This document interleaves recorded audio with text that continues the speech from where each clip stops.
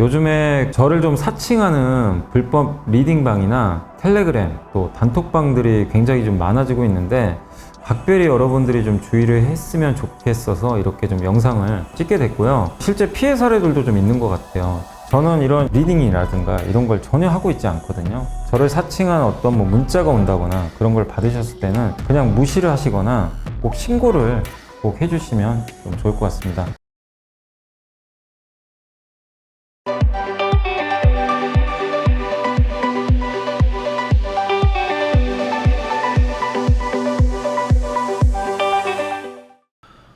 네, 안녕하세요. 2024년 2월 20일 시장 함께 읽기 시작을 하도록 하겠습니다.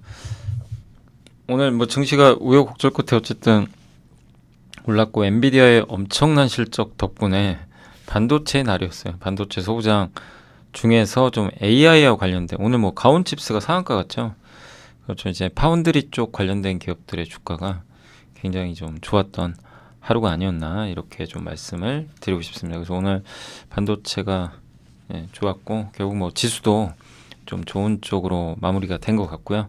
일단 이제 오늘 보고서 내용 좀 먼저 말씀드리고 또 시황은 또 말씀드리겠습니다. 일단 오늘 보고서 이렇게 종류는 그렇게 많지 않은데 그래도 지난주에 했던 것까지 해서 한번 해보도록 할게요. 그래서 이번 주에 그러니까 오늘 있는 거는 이제 STX 엔진, JNTC, 하나오션, 원희가 EPS, 또 24년 가성비 소비 트렌드, 또 요게 좀 긴 보고서입니다. 우리 당뇨 한번 배웠죠. 그때 카카오 헬스케어 파스타 기억나세요? AI 우리 한번 하면서 거기에 제가 한번 그 아이센스 설명하면서 그 췌장, 인공 췌장 이렇게 한번 기억나실 거예요. 연소 결당 측정기 이제 그 자료가 어제 나왔습니다. 그래서 오늘 한번 읽어봤고 좀 길어가지고 오늘 한번 한 절반 정도 해드리고 내일 나머지 좀 한번 말씀을 드릴게요. 그리고 지난주에 좀 보고서 못 봤던 것 중에 또 일부 오늘 보여드리도록 하겠습니다.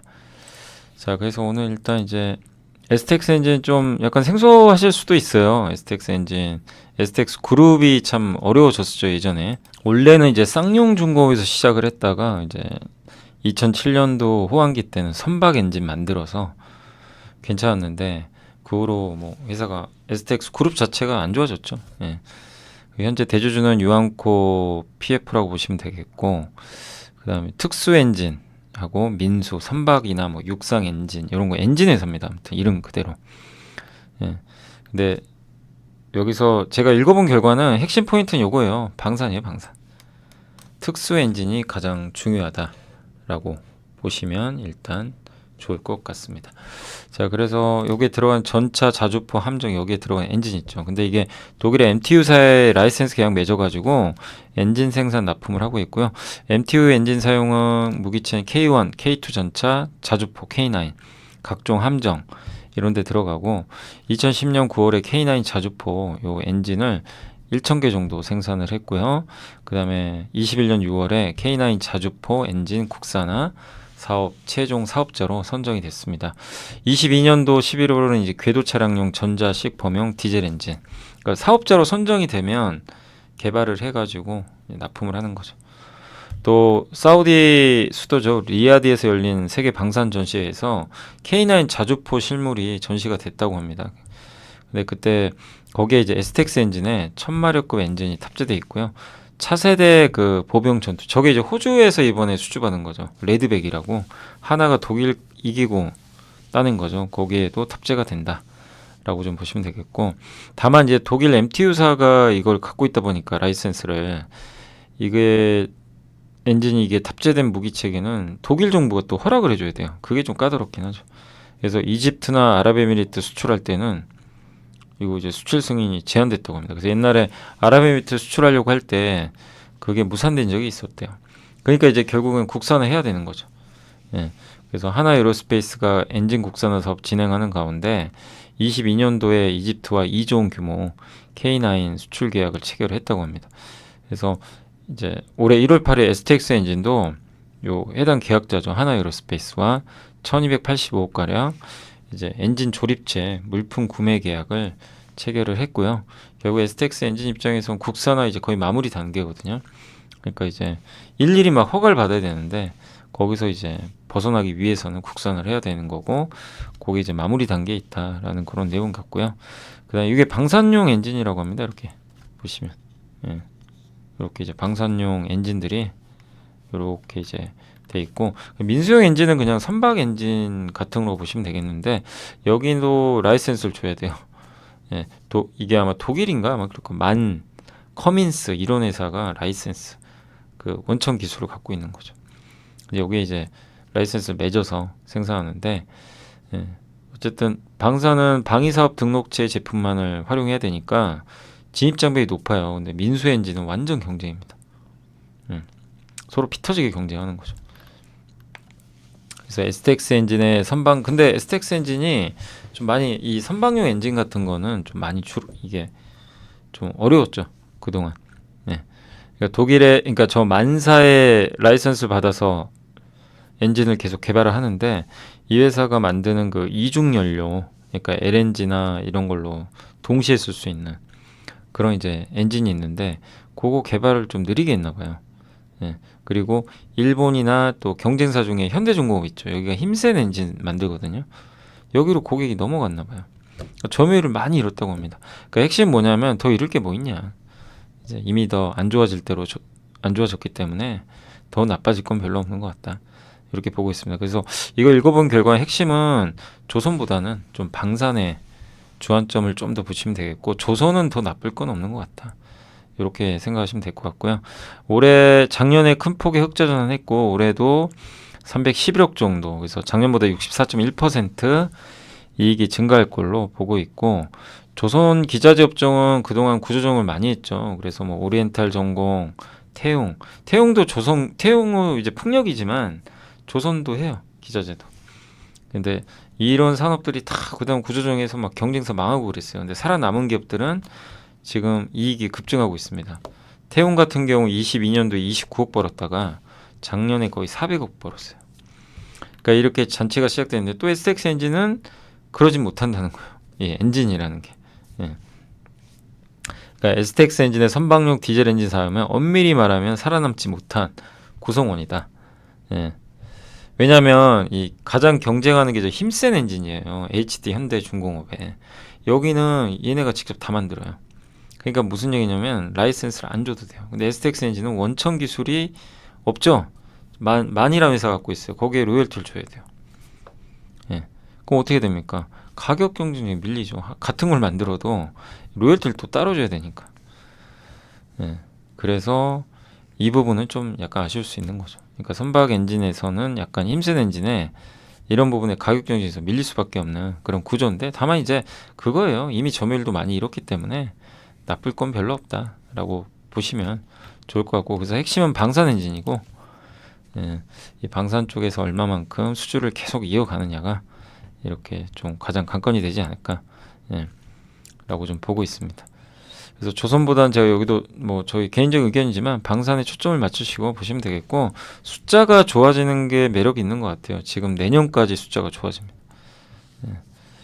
근데 이제 제 또 개인적 의견 중에 하나는 이건 그냥 저희 개인적 의견이에요. 뭐냐면 이 엔진하면 한번 생각나는 회사가 그 KSP라고 아시죠? 그 회사가 엔진 부품 만드는데 그 회사는 방산도 같이 해요. 근데 그 두 개에서 다 수혜받는 회사죠. 어떻게 보면 KSP는 뭐 엔진 부품도 뭐 STX 엔진에도 납품하는 걸로 알고 있고요. 그다음 뭐 HDSD 엔진 이런 데도 납품을 하니까 골고루 납품을 하고 방산도 하고 있고 네. 그런 생각이 갑자기 이 보고서를 보면서 들긴 했습니다. 그러나 뭐 STX 엔진이 안 좋다 이게 아니고 예, STX 엔진은 그러니까 처음 딱 엔진 딱 하면은 많은 사람들이 그러죠. 아 이거 조선 엔진인가 이렇게 생각을 하는데 그건 아니라는 거죠. 조선보다는 방산에 포커스를 맞춰주세요.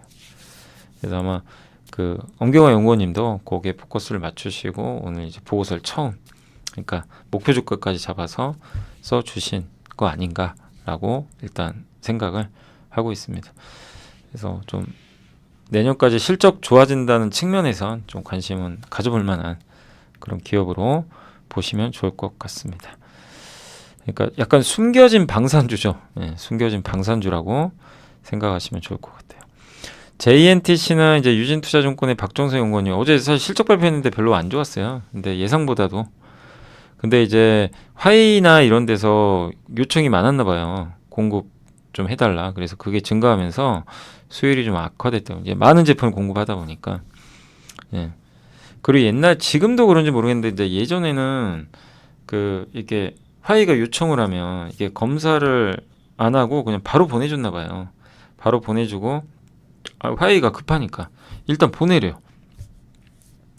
근데 검사를 안 하고 만약에 거기 가서 현지에서 이제 검사를 하게 되면 예, 반품 나올 거 아니에요. 반품 이렇게 들어오면 그 실적이 안 좋아지는 거죠.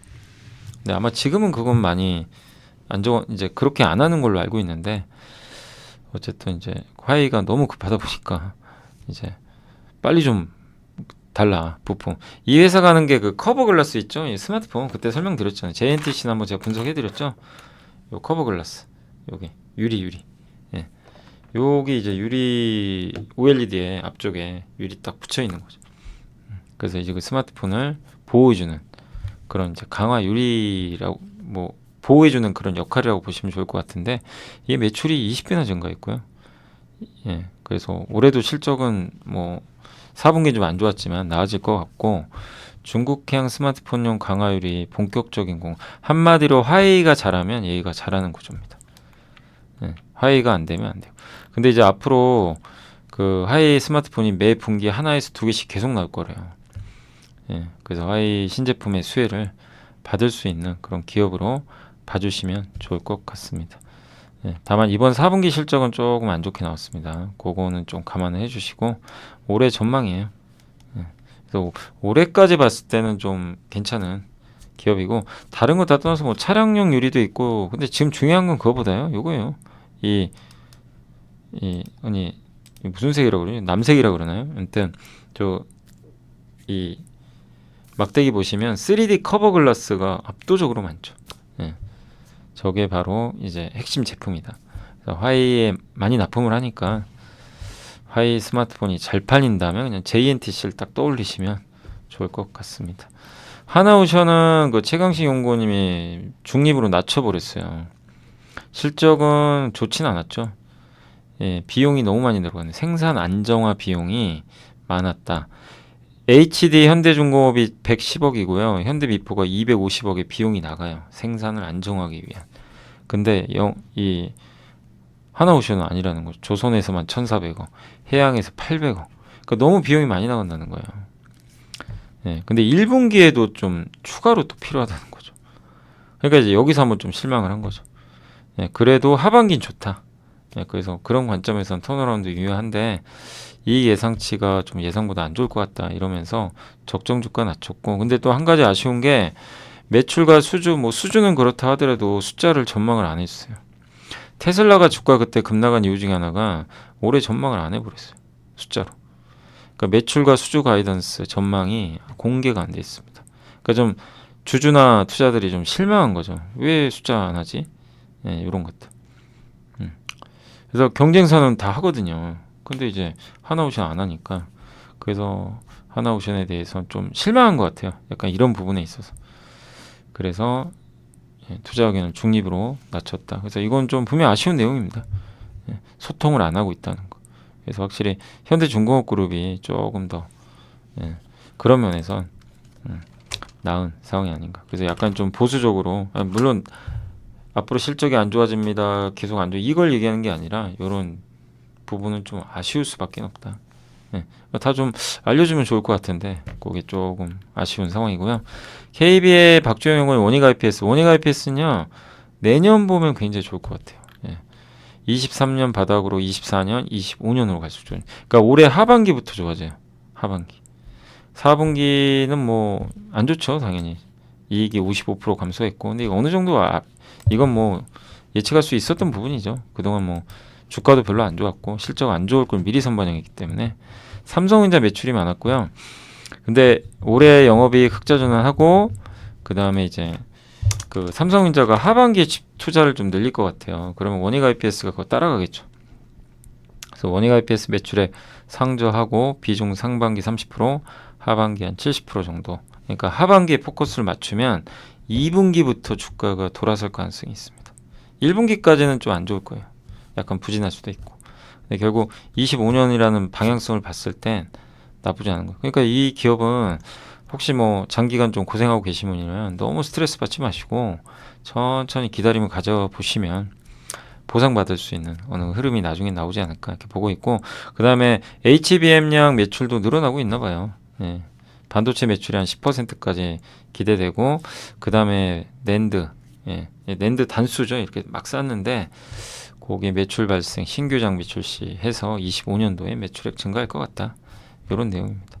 약간 시간만 잘 가지시면 괜찮을 것 같고, 그 다음에 이제 NH의 김영환 연구원님이 작년, 그러니까 올해 가성비 소비 트렌드, 어디든 다 가성비예요, 가성비. 예.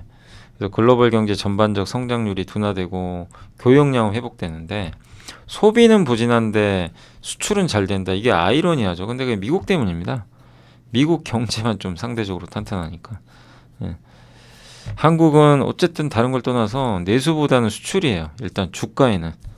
수출 증가율 올해 8.5%, 이건 이제 한국 정부인가요? 거기서 전망한 자료로 알려져 있고, 미국 수출되는 품목은 수출 물량이 증가 가능한데 미국의 지역은 좀 부진할 것 같다. 그래서 자동차, IT, 기계 장비, 전기 장비는 괜찮은데 중국에 많이 들어가는 게 석유화학, 금속, 비금속 광물이죠.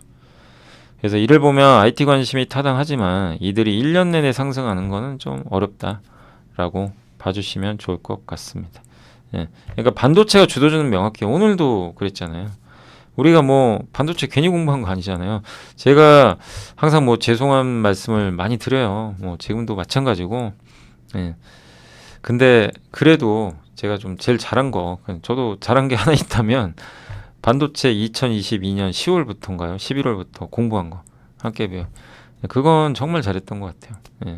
예. 공부하면서 관심이 더 생기고, 근데 그게 주도주까지 돼버리니까 되게 그건 좀 좋았던 것 같습니다. 근데 이제 이거죠. 오늘도 반도체 강했지만 계속 강하냐? 그거 아니라는 거죠. 또 빠져요, 언젠간. 예. 그럼 그럴 때 뭔가 또 대체제가 나올 텐데 그 얘기를 하는 거예요, 오늘. 예. 요 보고서는. 근데 이제 중국의 인민은행이 대출 우대 금리를 낮췄고 한국의 민간 소비는 어쨌든 부진할 것 같고, 다만 중국이 부양책 써도 경기가 얼마나 좋아질까 아직 알 수 없다는 거죠. 예. 우리나라 정부가 부양책 쓰긴 좀 쉽지 않고. 예. 그러니까 한국의 내수주에 베팅하기는 좀 곤란하다. 그건 뭐냐? 대신에 틈새 시장. 예를 들면 가성비 소비, 스파, 좀 저가 의류 브랜드 있죠. 그래서 그러니까 의류 OEM, 인디 브랜드. 요새 화장품 중저가가 왜 인기예요? 전 세계적으로 다 가성비 찾아가는 거죠. LCC 저비용 항공. 예. 그럼 초저가 중국 온라인 쇼핑, 가성비 시대니까 저렇게 싸게 물건을 구매할 수 있으니 사람들이 막 알리나 테무에 앱을 다운받아서 막 쇼핑하는 거죠. 그럼 그거 누가 하죠? 택배를? 여기 수혜주는 우리나라에서는 택배죠. 예. 그러니까 이런 기업들이 이런 가성비 트렌드에 맞는 거 아닌가 보고 있는 것 같고. 예. 그리고 고금리가 시작된 2022년 이후로 탑10 스파오가 이제 스파 브랜드죠. 이제 우리나라에서 좀 굉장히 유명한, 이제 약간 저가, 뭐 중저가라고 좀 표현할 수도 있는데 가성비가 좀 괜찮은 그런 의류 브랜드들이 성장. 유니클로 마찬가지고, 화장품은 뭐 어디 가나 인디 브랜드죠. 다이소, 올리브영. 여기는 누가 돈 버는 거죠? ODM. 어제 펌텍코리아도 말씀드렸지만 용기 만드는 회사. 그다음 ODM 회사. 예. 그리고 코로나 거치면서 MZ분들이, 저도 이게 놀란 게 그 해외여행에 대해서 새롭게 알게 된 사실이 인간의 보편적 권리로 받아. 그러니까 당연히 해외여행 간다. 예. 사실 저 때만 해도 그러진 않았거든요. 뭐 라떼라고 해서 좀 죄송한데, 그죠? 해외여행 가는 건 쉽진 않아요. 예, 진짜 예전에는.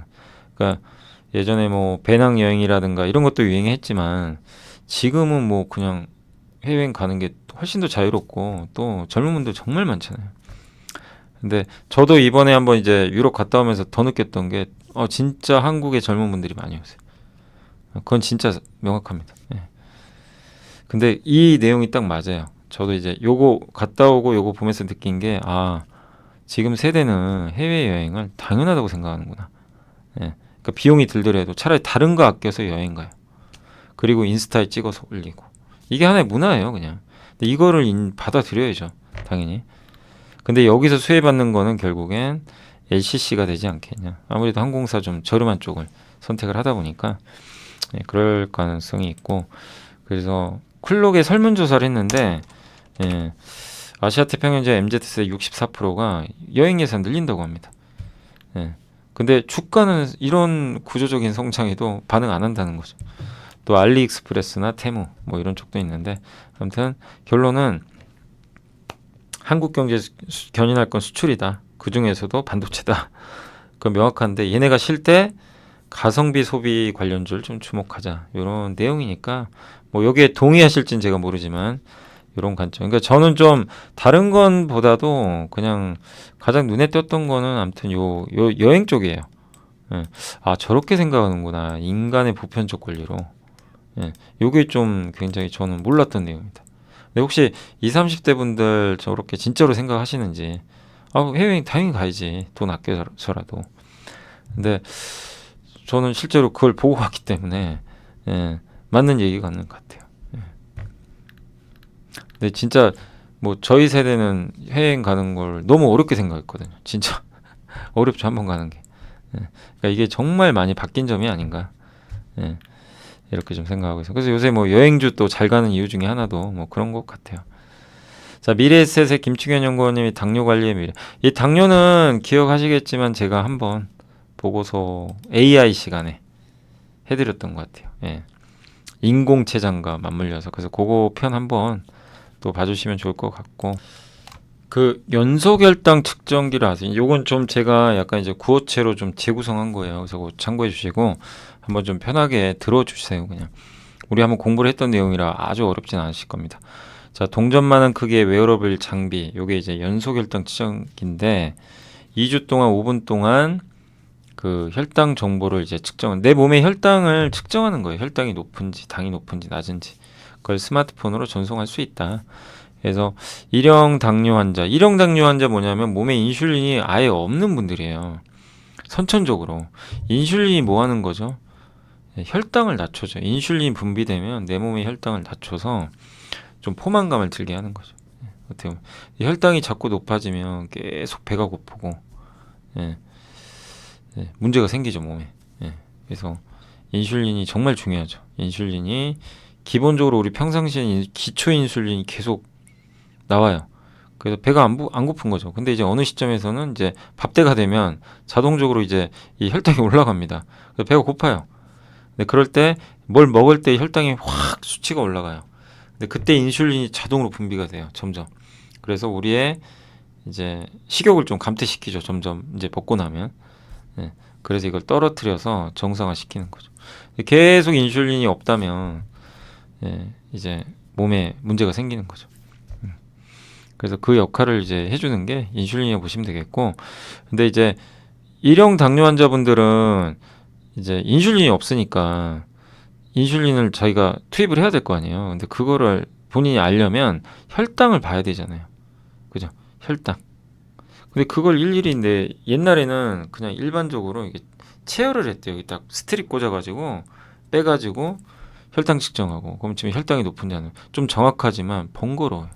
근데 이 연소결당 측정이 24시간 내게 내 몸에 그냥 딱 팔 같은 데 부착해가지고 그냥 스마트폰에 알람이 뜨거나 옵니다.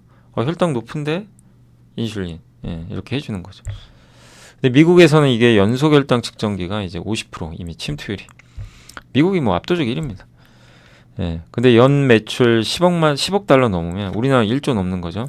블록버스터인데 요 에보트나 덱스콘 같은 기업들의 매출이 53억 달러, 36억 달러. 어마어마한 거죠.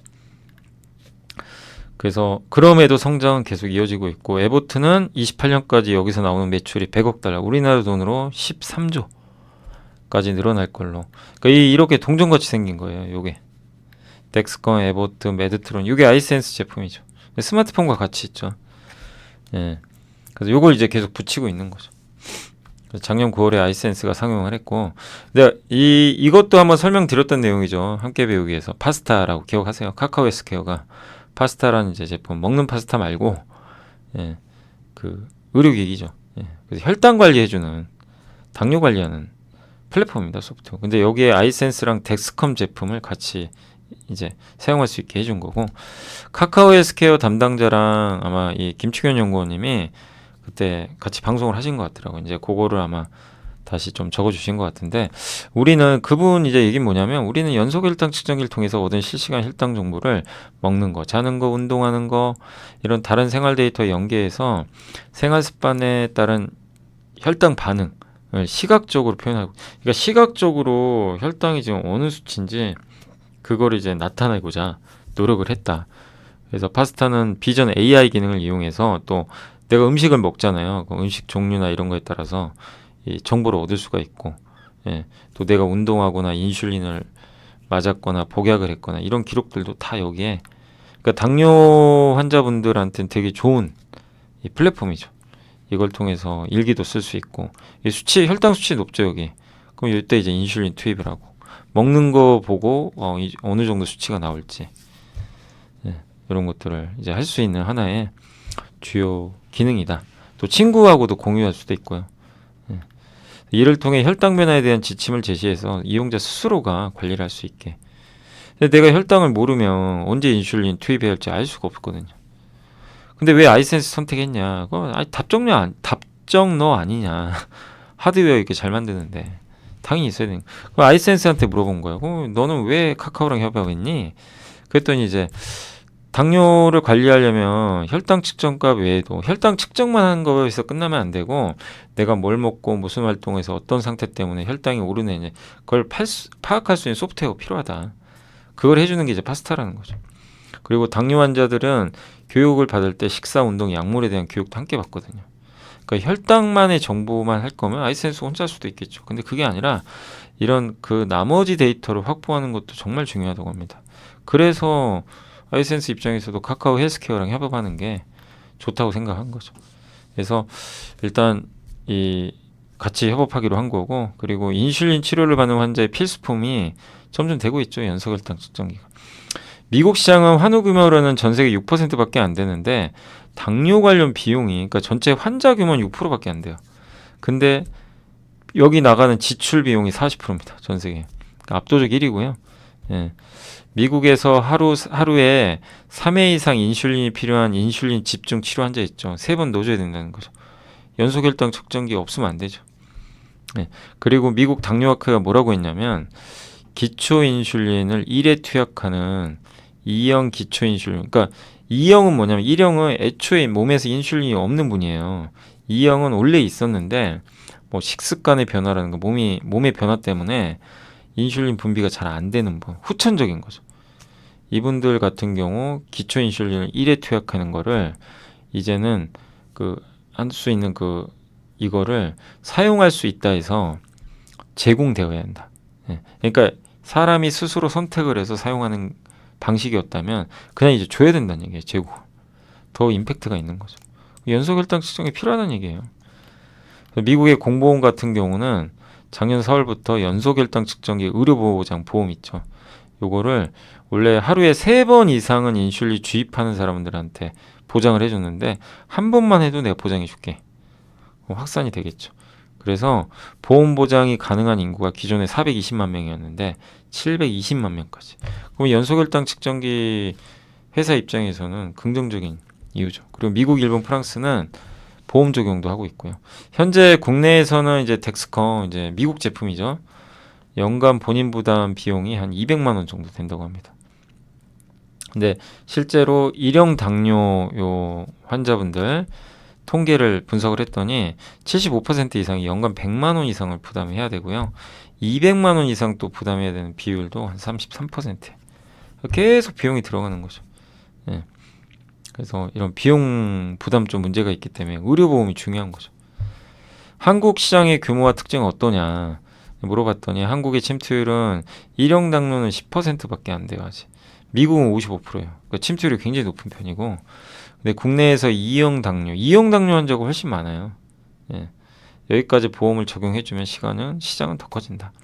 그래서 정부 정책이 굉장히 중요하고, 2019년 1월부터 국내에서 보험급여 연속혈당 측정기 적용이 좀 시작이 됐는데, 그 대상은 이제 1차죠. 근데 그 대상을 2차까지 2형 당뇨 환자까지 늘려야 된다. 1형 말고. 예. 그래서 그걸 올해 7월부터는 그 대상 확대해야 되는 거 아니냐, 이런 얘기도 나오고 있는 것 같습니다. 아이센스의 차별화 전략과 판매 목표인데, 아이센스는 좀 작고, 여기 김충현 연구원님 대단하신 분이에요. 뭐냐면 자기가 직접 다 써봤대요, 제품들을. 실제로 써봤다고 합니다. 그래서 부착과 사용이 용이하고 12시간 측정감 저장되며 식사 사진 같은 다른 기록도 저장할 수 있다. 그래서 그걸 보고 의료진과 함께 확인도 가능하고, 무엇보다 싸고요, 외산 제품보다. 덱스컴 G6가 10년 사용하면 이렇게 1000만 원이 넘는데, 아이센스 거는 500만 원밖에 안 해요. 훨씬 비용이 낮은 거죠. 그 다음에 인공췌장 기억나세요? 여기 이제 몸에다가 인슐린 투입을 할 수 있는 그 기기를 붙이고, 자동으로 몸에. 그래서 여기 혈당이 올라가면 내가 일일이 이제 체크해서 하는 게 아니라 갑자기 혈당이 너무 올라가요. 그럼 인슐린을 이 인공췌장에서, 그러니까 이 췌장이 하는 게 인슐린 분비하는 거잖아요. 그 역할을 못 하니까 인공췌장을 이용해서 넣어줘요. 인슐린. 이제 그게 바로 이제 인공췌장이라고 보시면 되겠습니다. 그러니까 마치 췌장의 기능과 유사한 거죠. 근데 이제 670만 명이 인슐린 집중 치료를 받는데, 스마트 인슐린, 아까 인공췌장 있죠, 요거 주입기 사용하는 환우가 10%밖에 안 된다고 합니다.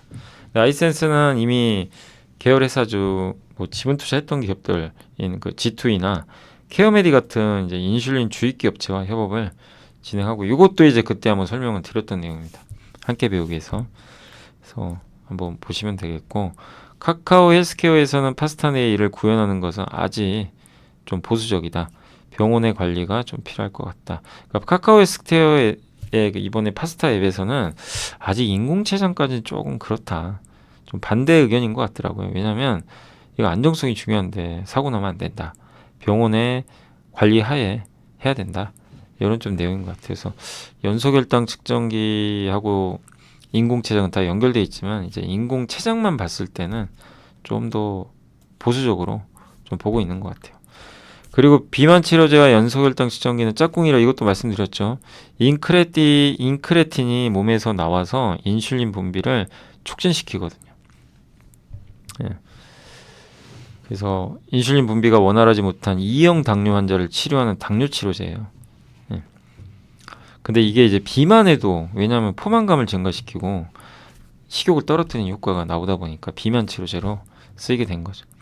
근데 부작용이 적고 무엇보다 감량 효과 우수하고 너무 비쌉니다. 68주 투약하면 2,800만 원. 한 2년 투입하면 4,400만 원인데 비용이 더 싸져야 돼요. 그러니까 대중화까지는 갈 길이 멀어요. 또 요요 현상도 온다고 합니다. 투약 중단하면.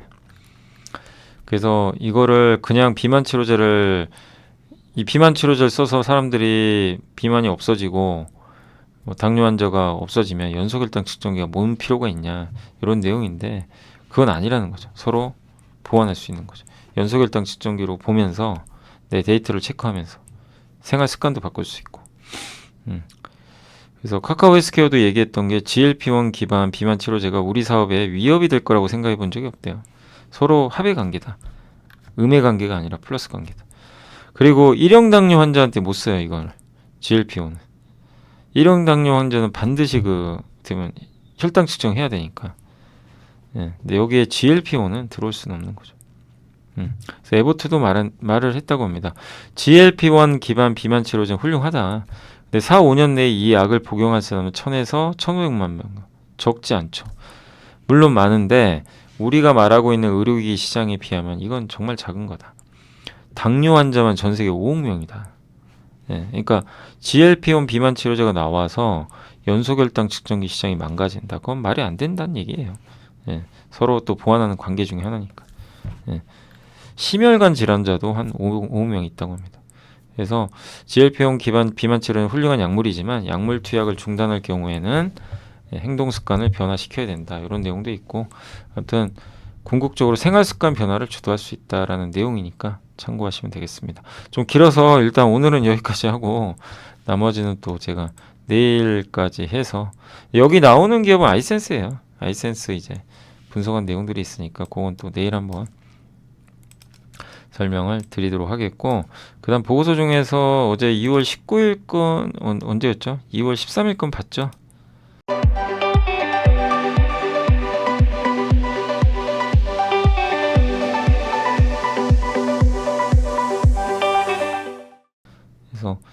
요거 2월 14일 거 아직 안 봤으니까 요거 한 번만 보도록 하겠습니다. 아이고, 잘 안 보이시죠? 요 이제 메모를 다 해놨던 거라서 좀 내려. 그러니까 요 소비자 물가였던 것 같고, 아니 보고서 HK 이노엔이 목표 주가 6만 원 당시 유지가 됐고, 예, 실적도 괜찮아요. 수액제 신공장 가동 효과 있었고, K캡 역류성 식도염 치료제죠. 요게 이제 종군당하고 파트너 계약이 끝났고 이번에 보령하고 하기로 했죠. 예, 그래서 그 부분은 좀 긍정적으로 작용할 것 같고, 다만 이제 백신 계약이 이제 종료되다 보니까 백신 매출 부재에도 처방 의약품이나 이런 이제 매출액들이 늘면서 이걸 좀 커버하지 않겠냐 보고 있고, 또 K캡의 그 보험 급여 확대가 좀 이어진다면 매출액은 34% 정도 증가할 걸로 좀 보고 있는 것 같습니다. 예. 그래서 올해 가파른 수익성, 미국 전 제일 중요한 게 요 미국 임상 결과 올해 나오는 것 같더라고요. 저 K캡 역류성 식도염 치료제, 저게 이제 받게 된다면 임상 결과 좋은 쪽으로 나온다면 모멘텀도 받을 것 같다라는 내용입니다. 그리고 K캡의 미국 임상 3상은 비미란성이에요. 역류성 식도염이 두 가지가 있는 게 미란성이나 비미란성이 있는데, 미란성은 이제 염증이나 이런 손상이 있는 거예요, 여기 위에. 근데 비미란성은 그게 없는 거예요. 없는 상태에서 이제 식도염이 진행되는 거죠. 그 결과를 2분기경에 발표하니까 저걸 좀 보시면 좋을 것 같습니다. 필 에너지는 요거 어제인가 그제 했죠. 요건 넘어갈게요. 어제 그제인가 했었어요. 어제죠, 어젠가요? 그젠가요? 아, 그제로 알고 있는데, 아무튼 저 보고선 한번 정리해서 보여드렸고, 백산도 지금 올해 실적은 그러니까 좋을 걸로 전망하고 있고, 나이키나 아디다스가 좀 살아나야 되는데 좀 시간이 걸리긴 합니다. 아직까지. 합성 피혁 만들죠. 거기 이제 운동화나 아니면 이제 자동차 카시트 이런 데 들어가는 합성 피혁을 만드는 거고, 천연 피혁은 좀 환경 문제가 있어서 합성 피혁을 쓰는 쪽으로 가고 있습니다. 25년까지 실적은 좋을 것 같고요. 증설도 진행 중이고, 예. 이익 성장은 좀 지속될 거고, 주주 환원도 잘하는 편입니다. 200만 주 자사주 소각 진행했고요. 22년 이후로 배당도 우호적이고, 연간 기준 최대 2, PER 4.4배. 예. 그러니까 주가가만 안 갔지 상당히 좀 매력은 있는 그런 기업이고요. 한솔케미칼도 많이들 물어보시더라고요. 근데 목표 주가 24만 원 유지했고 4분기 실적은 좀 기대보단 못했습니다. 결국 과산화수소가 반도체 많이 들어가는데, 반도체 전공정, 여기가 삼성이 좀 살아나야 되겠죠. 근데 이제 바닥을 다지면서 좀 살아나는 분위기니까 좀 괜찮을 것 같고, QD 소재는 이제 OLED TV에 들어가는 그 QD 퀀텀 닷 소재인데 TV가 많이 안 팔리잖아요. 그러니까 이쪽 사업부는 아직은 좋지 않고, 또 원통형 이제 전지 쪽에 들어가는, 예, 관련된 이제 이 테이프 만드는 회사 중에 테이펙스라고 하나 있거든요. 자회사 중에. 그러니까 원통형 배터리에 젤리롤이라고 혹시 어제 기억나세요? 어제 우리 뭐였죠? 필 에너지인가? 예, 필 에너지였죠. 예, 거기에 젤리로 이렇게 똥돌 말아가지고 원형 배터리, 그거를 고정시켜야 돼요. 그 안에 그때 테이프 붙이거든요. 근데 전동 공구나 이런 쪽 수요가 좀 부진하다 보니까 테이펙스 소닉 아카도 좀 실적 분인의 원인이에요. 근데 최근에 아무튼 이쪽 이차전지 테이프 쪽도 조금 수출이나 이런 건 좀 살아나는 거는 같더라고요. 그래서 최악은 좀 지나가지 않았나.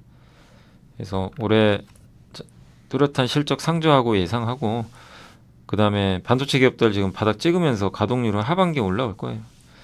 그래서 그걸 본다면 지금 도망갈 게 아니라, 한솔도 올랐다 빠졌는데 지금은 기회로 봐야 될 때가 아닌가. 또 실리콘 응급제 사업 하잖아요. 본격적으로 24년 하반기나 내년부터, 예, 사업에 좀 성과 좀 나지 않을까 기대는 하고 있는데, 실리콘 2차전지 실리콘 응급제도 있고, 예, 그리고 2차전지 바인더, 도전제 바인더, 양극 활물제, 이 세 개 합치면 양극이 되는 거죠. 그래서 그 바인더 접착제 같은 거예요. 양극 활물질하고 도전제를 붙여줄 수 있는, 예, 그 매출도 꾸준히 증가하고 있다. 예, 그럼 뭐하냐 이거죠. 주가 왜 이렇게 빠지는지 저도 잘 모르겠어요. 아무튼 국내 반도체 수주 업종 내에서 자기 자본 이익률 높고, 2차전지 바인더, 실리콘 응급제로 사업도 본격화되고, 여기서 이제 주주 환원만 좀 더 해준다면 더 좋긴 하겠지만, 어쨌든, 예, 그런 내용으로 생각해 주시면 좋겠습니다. 약간 시간의 문제고 가온칩스는 오늘 상한가 같죠. 근데 이제 뭐 가온칩스도 예전에 우리 공부 많이 했지만 지난주에 나왔던 이슈 중에 하나가 비메모리 반도체 설계 계약 체결을 했다라는 이제 내용이 있어요. 그래서 요게 일본 AI 기업 있죠. 삼성전자가 얼마 전에 이 회사 수주 따냈다고 기억나시죠? 예. 그 보고사무 이번 주에 보여드렸잖아요. 그래서 까다로운 일본 시장에서 수주를 따냈다. 근데 저 반도체 삼성과 일본 기업이 그 계약을 맺었을 때 그 중간에 디자인 하우스 역할을 해주는 게 이제 가온칩스라는 거죠. 그래서 공시도 한번 나와서 수주를 따냈죠. 예. 그래서 높은 기술 경쟁력을 확보했음이 증명이 됐습니다. 최근 아마존 MS 외에 오픈 AI까지 자체 AI 칩 만들려고 하는데 일본도 지금 자체 칩 만들려고 하니까 삼성에 맡긴 거예요. 그럼 그거를 제조용 설계도로 또 바꿔줘야 됩니다. 그 역할을 하는 게 가온칩스. 그리고 그걸 만들기 위한 뭐 여러 가지 설계 자산 같은 거 하는 회사가 영국의 암이라는 회사이죠. 네, 소프트뱅크가 인수했다. 그것만 있는 게 아니라 뭐 우리 그때 IP 갖고 있는 회사가 뭐 있죠? 오픈 엣지, 칩셋 미디어, 네, 퀄리타스 반도체 이런 기업들이 이제 IP 설계 자산 갖고 있고 그걸 가지고 설계하고 설계한 다음에 제조용 설계도로 바꿀 때 제조용 설계도 만드는 회사가 아까 가온칩스 같은 디자인 하우스 그리고 삼성이 받아서 만드는 거죠. 그런 구조로 돼 있다라고 봐주시면 좋겠습니다. 그래서 올해 영업이익 좀 많이 늘 것 같고요. 지오 엘리먼트는 한마디로 이제 다울투자의 고영민 연구원님이 적어주셨는데, 예, 요거는 그 지오 엘리먼트 혹시 기억나세요? 요 뭐죠? 그 용기 만드는 회사죠. 요 그 하이케이 소재 아시죠? 반도체 중에 증착 소재 중에 굉장히 중요한, 예, 한마디로 반도체 그 전화 있죠. 데이터를 못 나가게 막아주는. 너 어디 도망가냐? 나한테 홀려야지. 홀린다는 얘기죠. 유전체. 예, 고유전체 물질인데 걔네를 어디 보관해야 되거든요. 그 보관하는 통을 그 캐니스터라 그래요. 그걸 만드는 회사입니다. 그래서 이 첨단 공정 수혜주 중에 하나죠. 예. 그래서 실적 회복 속도는 근데 대부분의 반도체 회사들은 올해 하반기가 좋은데 이 회사는 또 상반기부터 좋대요. 4분기하고. 그래서 이렇게 추정치도 올렸다라고 보시면 좋겠습니다. 상반기 SK, 하반기 이제 삼성전자 쪽으로 비중 늘어난다고 보시면 좋겠고, 그 다음에 낸드 물질이 텅스탄에서 몰리브덴으로 바뀌는데 그에 따른 고체형 캐니스터 양산 품질도 테스트하고 있다라고 봐주시면 좋을 것 같습니다. 현대미포조선은 좀 그 여객화물 겸용성 건조계약 해지했던 게 근데 이게 악재는 아니에요. 악재라고 보지 마시고, 예, 거기서 이제 취소를 해달라고 한 거죠. 예, 저게 여객선입니다. 주력 선정 아니고 또 이것 때문에 지금 다른 이제 토크를 또 어떻게 보면 이제 이게 지금 아직 공사는 안 들어갔대요. 건조 안 했으니까 이걸 빼가지고 다른 것도 여기다 채워놓으면 되거든요. 예, 그리고 요거 통해서 돈을 많이 벌면 좋지만 또 그런 것도 아닌 것 같고, 예, 그래서 이미 충당금도 쌓아놨고, 그런 걸 본다면 뭐 현대미포조선이 이것 때문에 당시에 이것 때문에 빠졌어요.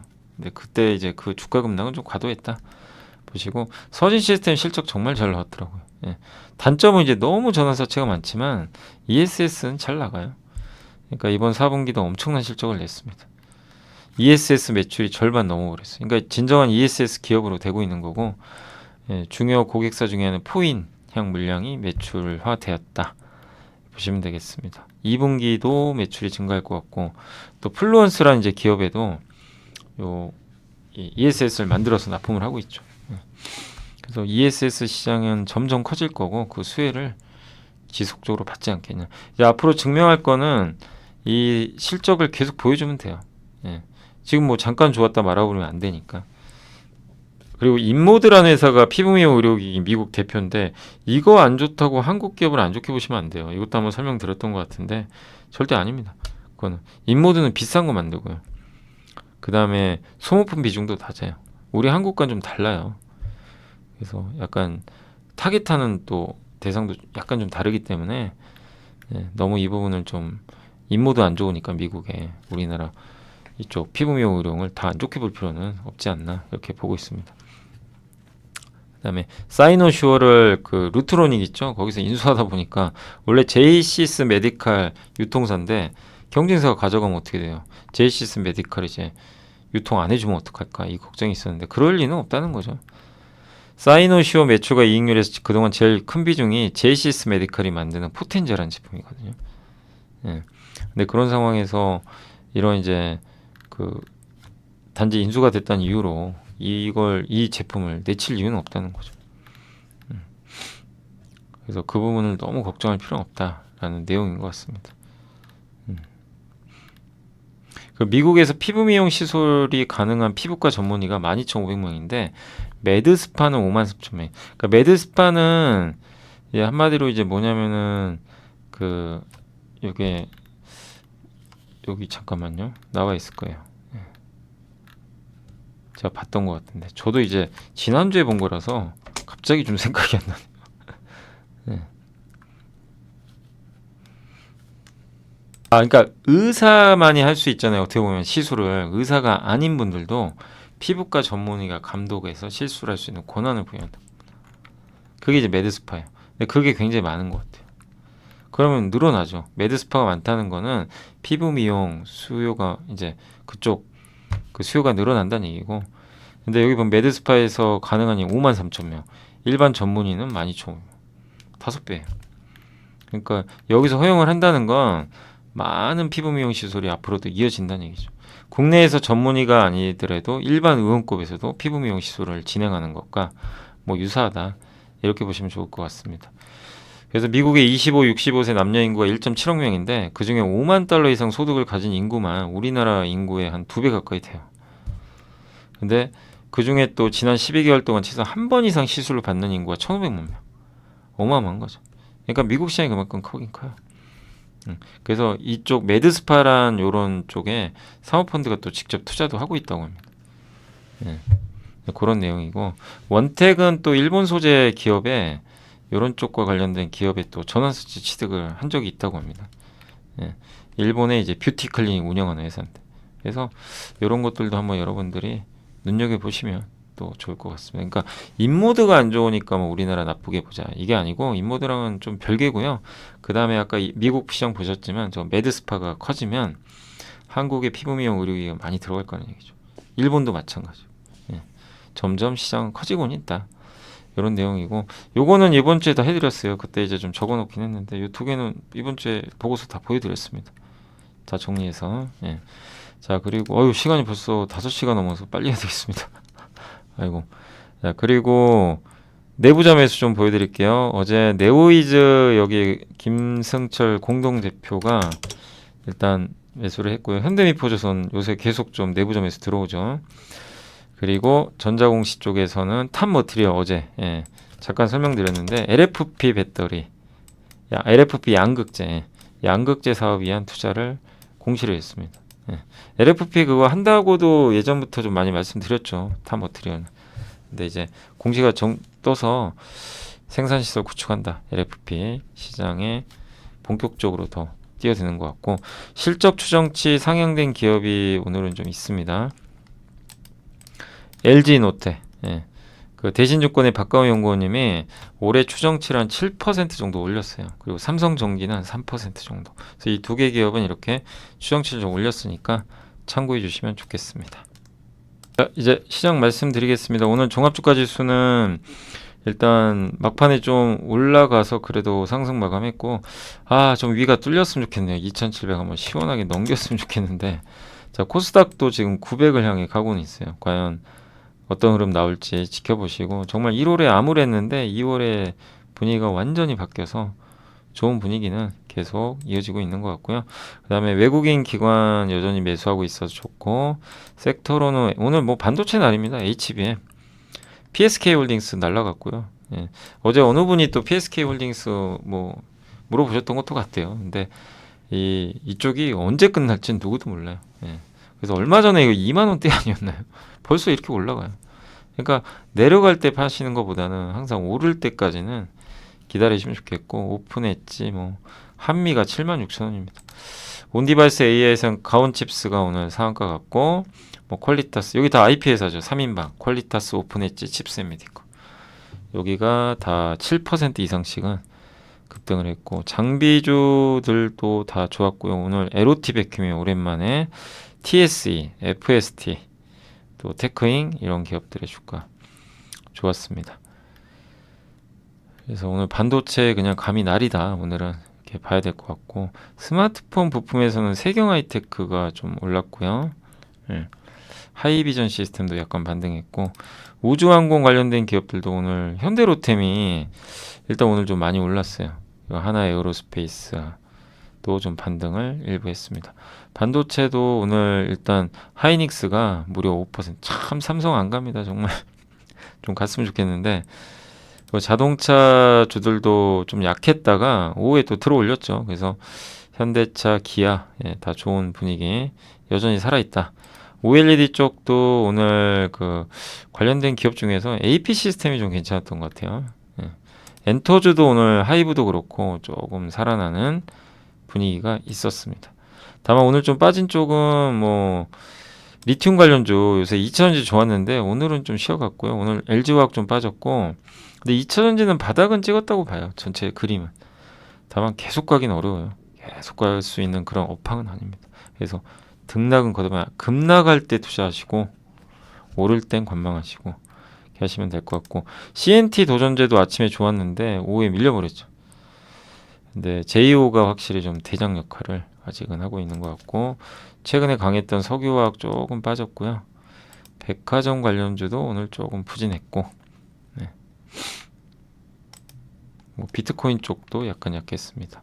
자 마지막으로 오늘 시총 상위 기업들 보면 뭐 삼성생명 요즘에 좋고요. SK가 요새 분위기 살아나고 삼성 SDS. 그러니까 이런 생각 좀 안 해보셨어요? 그 AI 시대잖아요. 그러니까 미국에도 AI가 있지만 우리나라에도 있어요. 물론 네이버가 좀 약한 게 아쉬워요. 근데 한국에 생성형 AI 관련주 2개 있잖아요. 삼성 SDS, 네이버입니다.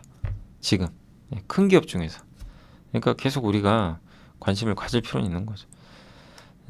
그러니까 AI 투자하는 것 중에 반도체만 있는 건 아니에요. 근데 다만 이제 네이버에 대해서는 뭐 네이버 웹툰 뭐 상장이 좀 악재 아니냐 뭐 이런 분석도 있지만 제가 봤을 때는 뭐 그거를 미국에 상장하는데 너무 나쁘게 볼 필요는 없지 않나. 아니, 우리나라에 상장하면 좀 좋은 건 아니에요. 이중 상장이죠. 근데 나스닥은 또 다른 시장이거든요. 아무튼 시장이 어떻게 판단할지는 좀 지켜봐야 되겠습니다. 그리고 두산 로보틱스 좀 올랐고 하나솔루션이 오늘 좀 아마 그 실적 때문인 것 같아요. 참 어렵습니다. 안 좋으면 안 좋은 대로 그냥 막 다 던져버리니까 여기 좀 아주 오늘 이제 발표를 했는데 기대엔 좀 못 미쳤던 것 같아요. 그러나 제 생각 여기 기관들 다 던져버리죠. 200만 주. 그러나 지금 이 밸류에서 정리할 이유는 저는 별로 없다라고 좀 말씀을 드리고 싶습니다. 좀 시간은 걸릴 수밖에 없지만 태양광에 참 이게 어려운 흐름이 이어지고 있네요. 그러나 이 또한 또 저는 지나간다고 보고 있습니다. 그러니까 저런 구간에서 뭐 너무 실망하실 필요는 없는 것 같고요. 그리고 코스닥 쪽에서는 오늘 HLB가 좀 안 좋았고 뭐 솔브링 그러니까 2차 전지가 좀 안 좋았어요. 많이 올랐던 전해액 쪽이. 반면 반도체는 다 급등했습니다. 그냥 반도체는 태반이 급등했어요. 화장품 오늘 좀 CNC는 또 빠졌고 2차 전지 좀 빠지고 대부분의 반도체는 좋았다라고 말씀을 드리면서 오늘 시장 마감을 하도록 하겠습니다. 자 오늘 이렇게 끝까지 시청해 주셔서 감사드리고 시간이 좀 다 돼가지고 제가 마무리하겠고요. 뭐 내일 또 찾아뵙도록 하겠습니다. 감사합니다.